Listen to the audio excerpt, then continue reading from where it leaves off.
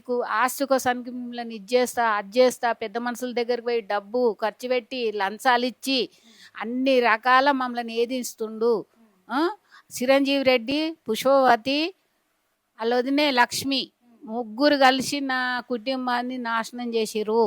మాకు న్యాయం జరగాలి. మాకు ఎటువంటి ఇబ్బంది అంటే మొత్తం పానభయం ఉంది మాకు. వాళ్ళు ఏమన్నా కానీ ఏం చేస్తావో చేసుకోపో, ఏం చూస్తావో చూసుకోపో, ఏడ మాట్లాడుకుంటారో మాట్లాడుకోపో, నువ్వేం చేసావు, నువ్వు ఏడ సంపాదించినావు, నువ్వు ఏం బిక్కొచ్చినావు, ఇగో ఈ సోంటి రకాలు మాట్లాడుతుండు. బామ్మర్ది 18 ఏళ్ళు కూకబెట్టి సాదిండు నా కొడుకు.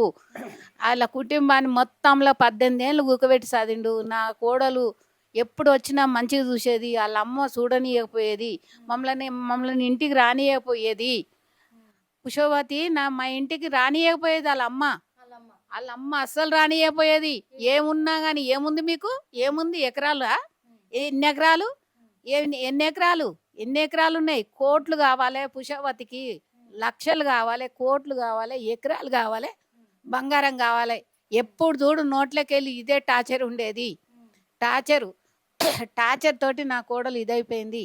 వాళ్ళ వల్లనే నా కోడలు నా కుటుంబం మొత్తం ఇది చేసిర్రాళ్ళు.